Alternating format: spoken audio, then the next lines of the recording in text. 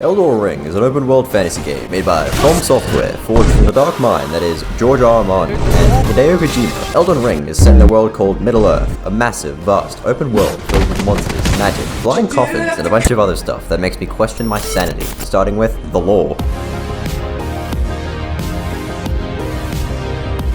So back in the day, there was this god that came down to Earth and turned itself into a big ring, which brought something to the lands between called the Golden Order, which is a religion for crazy people who worship giant fingers that can talk to a big tree that can control death. The land is also ruled by someone called Marika, who was a vassal for the big ring god. Stay with me, it only gets more confusing. Marika ruled the lands between until one day she got angry at the big ring and broke it because her kid got vibe checked to the next dimension and ended up looking like the scrotum monster. But after the big ring broke, it started a war where everyone kind of started murdering each other until one day they just kind of gave up until the only ones left were the demigods who just kind of fucked off and sat around doing nothing. Which is where you come in. You play as John Ring, a Tarnished, a group of people who were kicked out of the lands between because the big tree is also racist. But then you return because the big tree decided to and changes its mind for some reason. Which is where your journey starts to become the Elden Lord. The game starts off by you getting your ass handed to you before you proceed to make your way into the world where you meet the funny meme man. Unfortunately for you,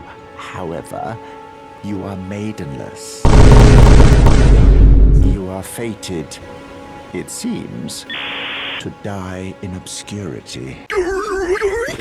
After that, you then meet a woman who just materializes. What's up, bitch? What the fuck? She then offers to become your maiden, and you know something's off because no sane woman would ever talk to me. But being the simp you are, you accept her offer. After that, she takes you to the hub area where you can do shit like smithing. Yeah, there's not really a lot to do here. Have you heard of the high elf? After that, she just kind of fucking disappears. You don't really see her a lot after that, but it does mean I get to talk about.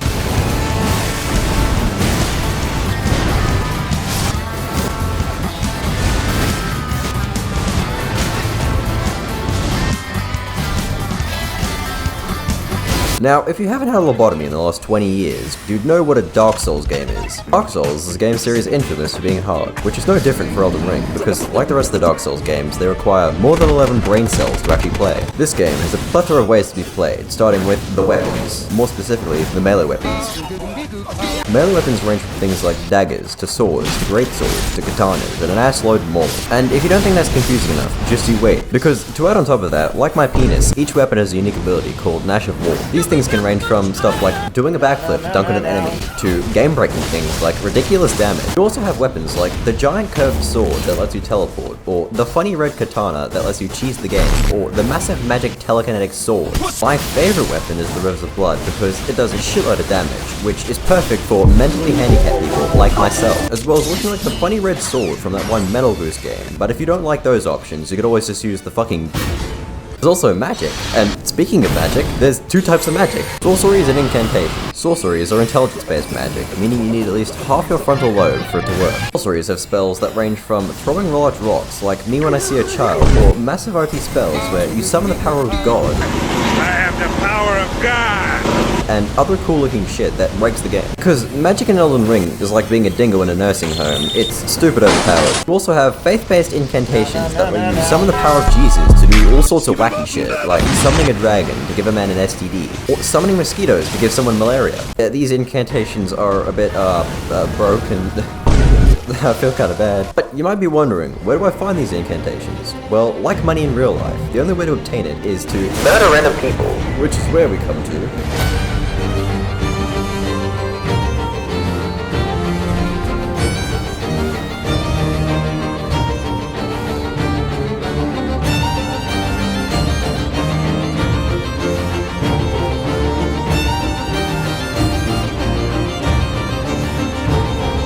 Unlike other Dark Souls games, Elden Ring is open world and quite large, like your mother, with beautiful locations such as Ohio, with birds from my nightmares, poisonous swamps, and average-sized pitfalls.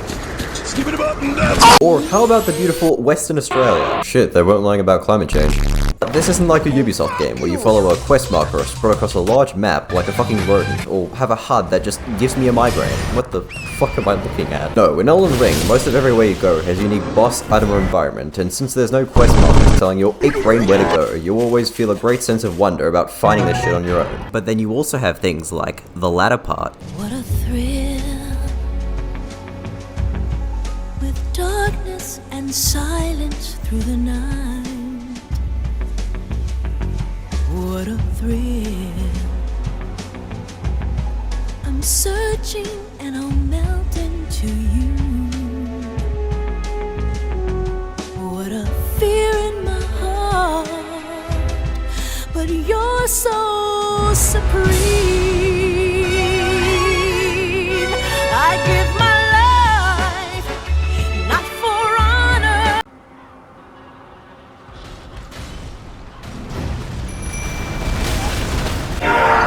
With each area having a hard and difficult boss to give you a good kick in the balls. Which is fantastic, most of the time, because one of the problems I have with Elden Ring is that a lot of the areas are either really similar or look the exact same. That being the shitty catacombs or the stupid chariot dungeons, like the devs just copied and pasted the areas because they got fucking lazy. And after going through the catacombs, you find a useless item that makes you feel like you just wasted all of your time, as well as reused bosses and enemies. With late game enemies having damage numbers and health bars so high, it makes me think the developers were high when making them. Because in the end game, it's not like you can just go and level up, especially when a single level is about as expensive as a loaf of bread in Venezuela. It just makes me want to avoid these enemies, like how I avoid women in public. But besides half the shitty enemies, Elden Ring still does have some of the best bosses I've ever seen in a video game. Some of my favorite bosses being the Dragon King of Noxtella, who is a giant half-dragon that throws lightning at you while crawling around like he has to take a shit. Or the Ancestral Spirit, a boss simply because of how beautiful the design and music is. I mean, listen to this.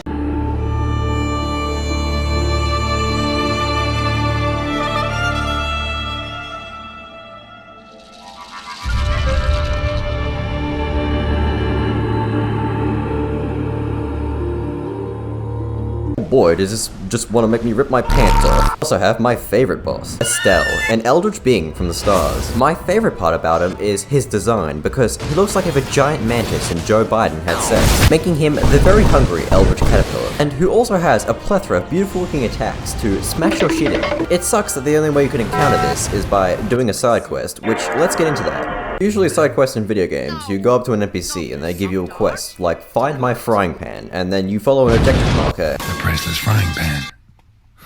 Scrubbed clean. And complete the quest. Well, not in Elden Ring. In Elden Ring, you go up to an NPC and they say some cryptic shit in Shakespearean English, and then you have no idea where to go, so you just give up and go to the wiki. Not to mention that there's so many NPCs, it's almost impossible to keep track of not only their quest, but their actual storyline. Because you're only given around 3 lines of dialogue, and all the important stuff is in item descriptions, which most of the time don't tell you anything you actually want to know. Which just leaves me confused, and yeah, I know it's meant to be passive storytelling, but there's a difference between a subtle story and an unfinished one. Maybe the developers could have added something like a journal that contains information like give clues where to go, or how to continue the quest, or maybe your credit card information. Because currently the side quests feel like trying to find a needle on a fucking minefield. Alright, so we've established that the main story of Elden Ring is that you want to go become Elden Lord, but in order to do that, you gotta go get some runes or some shit. But to do that, we gotta fight a few bosses.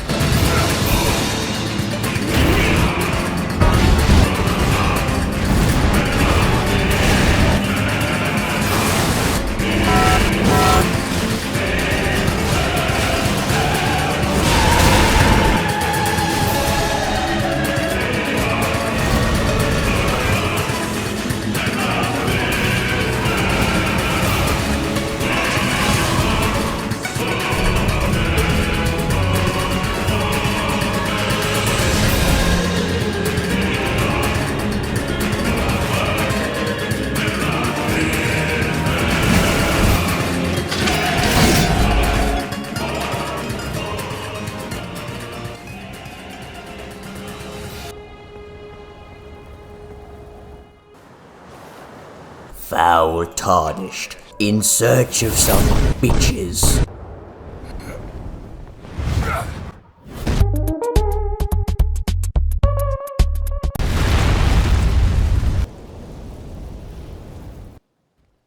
I'm going to break your fucking kneecaps. Oh fuck. Margaret Thatcher, the first boss you encounter in the game, who's also known for causing refunds. Margaret's main means of attack is hitting you with a stick, but when that doesn't work, he just mashes you into the ground with his big fuck-off hammer. boss. But if you're like me and know how to use the dodge button, he's not that hard, which allows you to easily beat him. He's definitely dead. He definitely won't come back later, trust me. Anyway, once you're done moving through Stormvale Castle, you then come across the next main boss. The next boss we come up against is Mr. Hands, not because he fucks horses. No, he's called that because he has a bunch of hands on himself. He also has a plethora of moves to hand your ass to you. I gotta give this guy a hand. He's a bit of a handful, although you can summon someone to make the fight a bit easier, which is pretty handy. Moveset consists of him rolling around like Ogolive Maurice the Hedgehog, swinging his axe, making him really dangerous up close. So it's an important thing that you keep him at arm's length. Once you do get him down to halfway health, he switches to his second phase. In his second phase, he circumcises his hand before he staples it to a fucking dragon, and this phase he becomes much more aggressive and dangerous. But besides that, the boss fight is pretty similar, and also pretty good.